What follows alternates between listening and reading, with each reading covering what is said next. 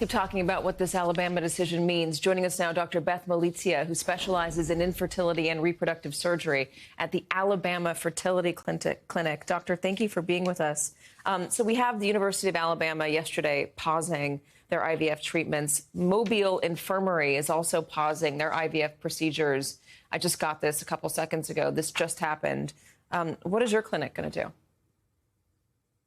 Our clinic is struggling to come up with a plan that's safe for patients and is able to continue the care that we'd like to with our clinic population. So we are working with our legal team, both locally and nationally, as well as our lab director to come up with a plan. For now, we have continued patients who are actively in treatment to attempt to do what's right and safe for them. We have paused other treatments. We're doing a hold for those patients. We're modifying their treatment plan with the hope and expectation that maybe we can have some more clarity on this and move forward in a safe way for us and for them. Well, can I ask with a little bit more detail, are you doing any embryo transfers right now? Are you doing any fertilization of eggs and sperm right now? So for now, we are continuing with patients that are in active treatment for their IVF cycle. So we are still doing egg retrievals.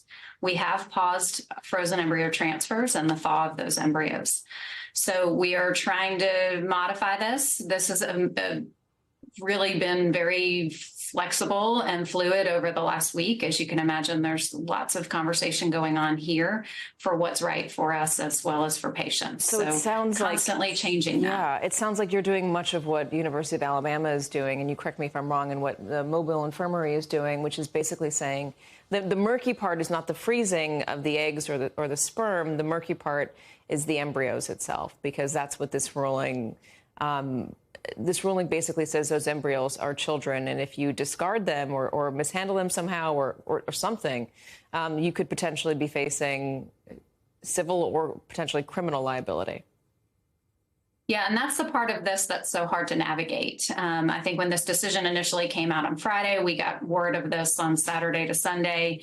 Began talking about this and what this is going to mean, contacting all sorts of support. We've seen fantastic support through this from both the local and state and national level. We appreciate you and others covering this very important issue for our patients. But the Dobbs decision blew open a door, and we don't know what's on the other side of that. And this is one of the situations where this took us by surprise to find out that this is what our legislature was moving towards.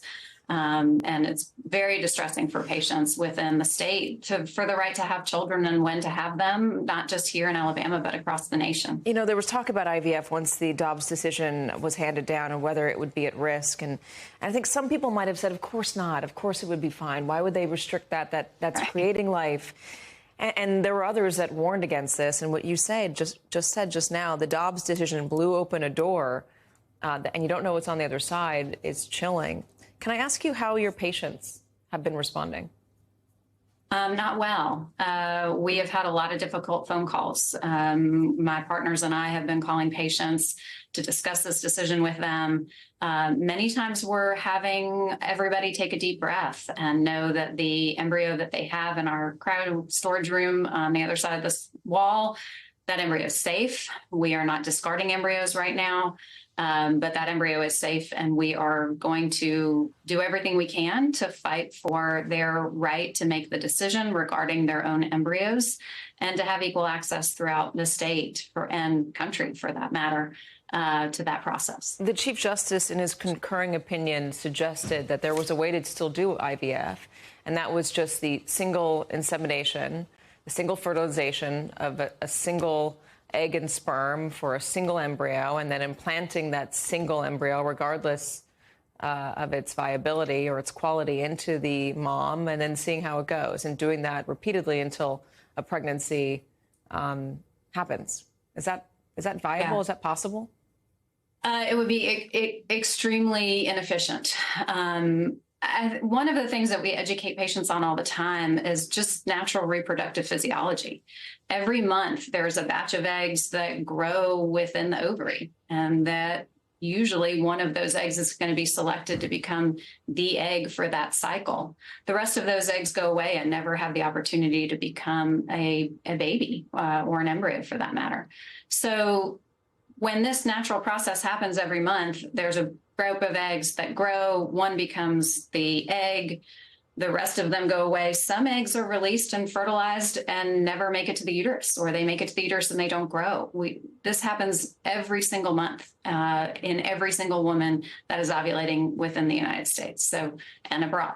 So this process with IVF is basically trying to make that entire month's worth of eggs grow and stimulate and have the efficiency to then get not only to an embryo, but hopefully to a healthy embryo that can be implanted to become a healthy child. So the goal of this is for the efficiency that many of these patients can't have on their own.